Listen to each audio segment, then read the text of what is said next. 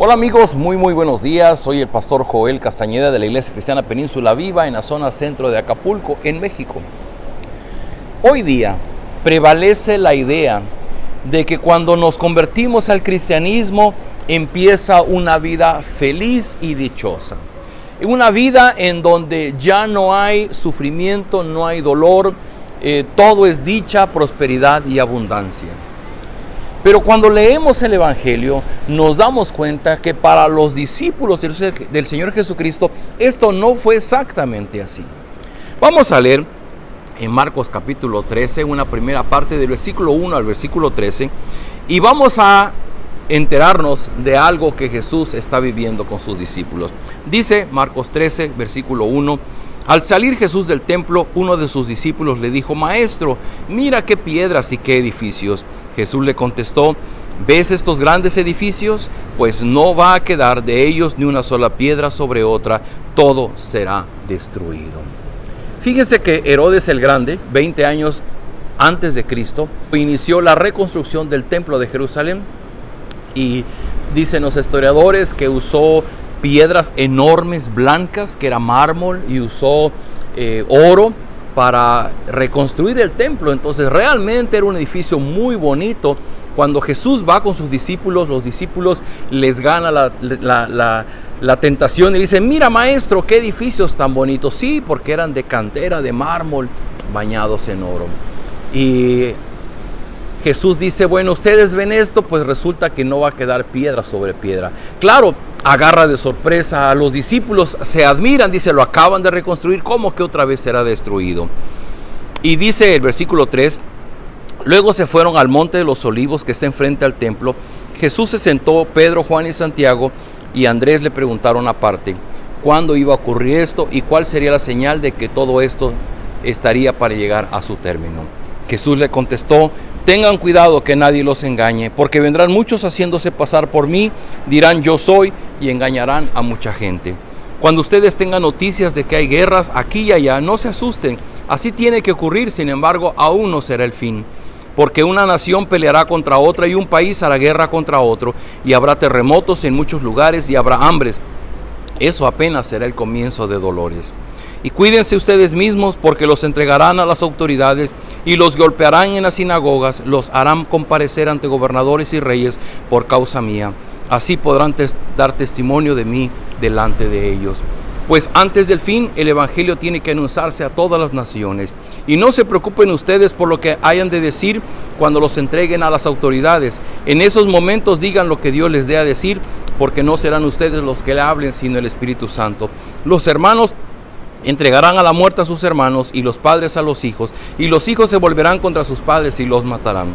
Todo el mundo los odiará a ustedes por causa mía, pero el que siga firme hasta el fin se salvará.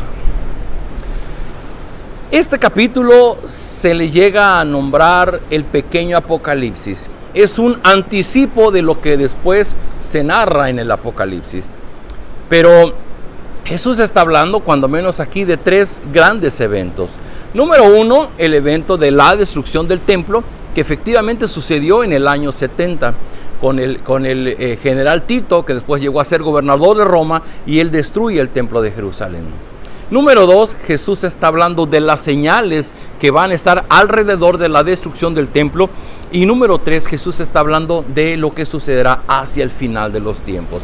Claro, nos cuesta mucho trabajo comprender qué de esto se cumpliría y lo vivirían los discípulos antes del año 70, y cuánto de esto está todavía pendiente por cumplirse hacia el final de los tiempos.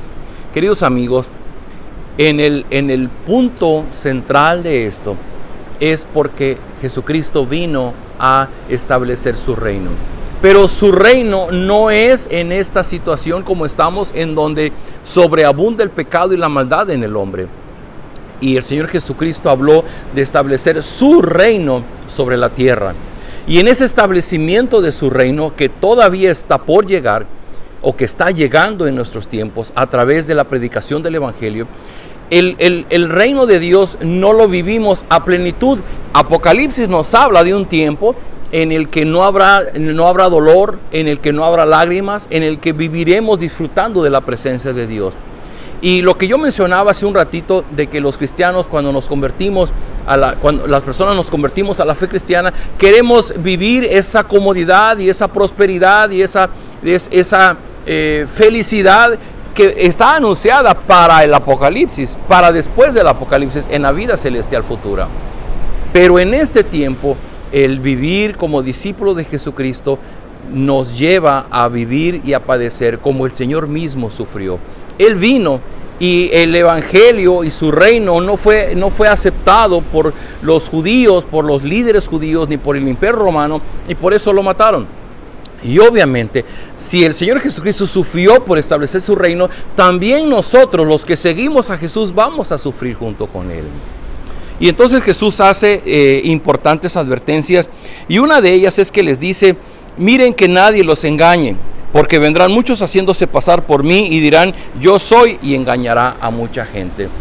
En la historia, y básicamente el historiador Josefo nos habla de que hubo cantidad de personas que se levantaron después del Señor Jesucristo y haciéndose pasar por el Mesías y diciendo yo soy el Cristo, y lo que ellos buscaban básicamente era combatir contra el imperio romano para poder establecer el reino de los judíos. Por ejemplo, sucede y está narrado en Hechos capítulo 5, y los mismos discípulos en la predicación del evangelio lo dicen. Dice así, por ejemplo, en Hechos 5, 36, dice: hace algún tiempo surgió Teudas, jactándose de ser alguien, y se le unieron unos 400 hombres, pero lo mataron y todos sus seguidores se dispersaron, y ahí se acabó todo. Después de él surgió Judas el Galileo entre los días del censo, y logró que la gente lo siguiera. A este también lo mataron y todos sus secuaces se dispersaron.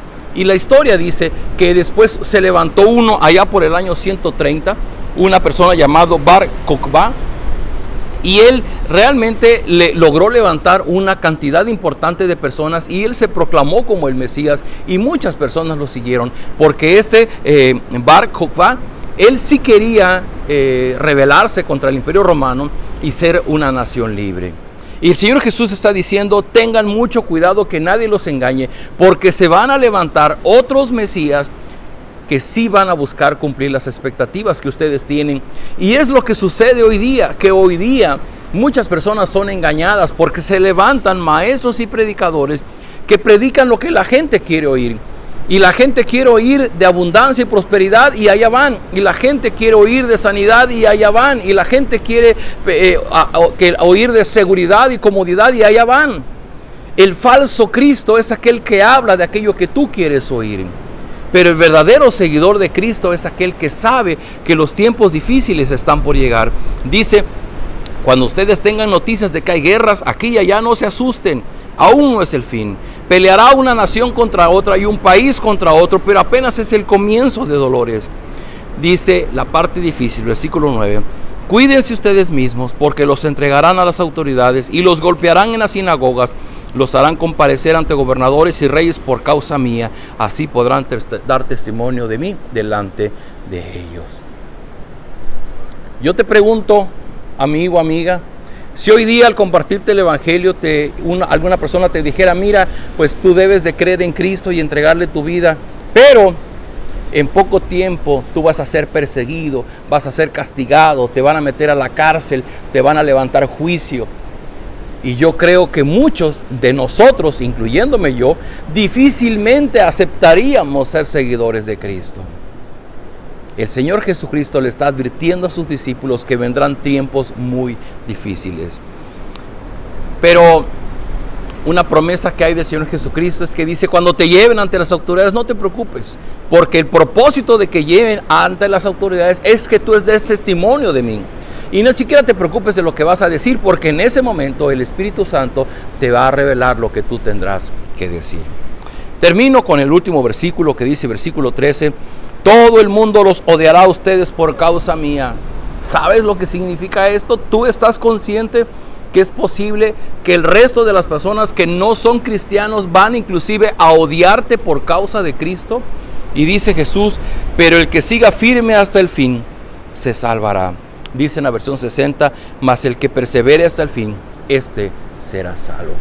Amigos, perseverar, mantenerse como un discípulo de Jesucristo a pesar de la persecución y el sufrimiento que esto nos provoca, no es una condición para ser salvos. No es que Jesús dice, bueno, van a pasar por pruebas y dolor, y si ustedes aguantan, pues entonces les daré la salvación. No, la salvación nos es dada por gracia, nos es dada por la obra de Cristo en la cruz del Calvario. Sin embargo, el pasar por todas estas pruebas y perseverar es la evidencia de que hemos comprendido el mensaje del Evangelio. Ahí está el punto. No se trata de lo que yo quisiera lograr en la vida cristiana o cómo quiero que sea la vida cristiana. La vida cristiana ya tiene una forma, y en esa forma somos llamados a dar testimonio de Cristo, aunque suframos el odio, la persecución por causa de Cristo. Y si nosotros hemos entendido el ADN del Evangelio, hemos entendido la obra de redención que Cristo efectuó a nuestro lugar y que la hemos recibido por la gracia y la misericordia de Dios, esa gracia, esa misericordia nos mantendrá firmes hasta el último día. Perseverar fiel como discípulo de Cristo es una evidencia de que yo he comprendido el Evangelio. Perseverar no es la zanahoria para lograr la salvación. Perseverar es una evidencia de que yo ya comprendí el mensaje del Evangelio, y porque entiendo el mensaje del Evangelio, yo permanezco firme hasta el fin. Acompáñenme a orar. Bendito Padre, gracias por tu palabra y gracias por este mensaje. Ayúdanos a comprender estas advertencias que tú nos das y poder comprender que la vida cristiana no es simplemente el llamado a la abundancia y a la prosperidad, que también significa el ser perseguidos y el pasar por tiempos de dolor, porque este mundo no reconoce tu reino, no reconoce tu autoridad, y que sufriremos por causa tuya, pero que en todo esto tu llamado es a que compartamos el Evangelio. Yo te ruego, Señor, danos esa fe para poder perseverar hasta el fin, sabiendo que somos llamados, somos tus discípulos, y que por la fe que tú pones en nosotros permaneceremos hasta el final. Nos dejamos en tus manos, en el nombre de Jesús. Amén. Queridos amigos, nos vemos el día de mañana.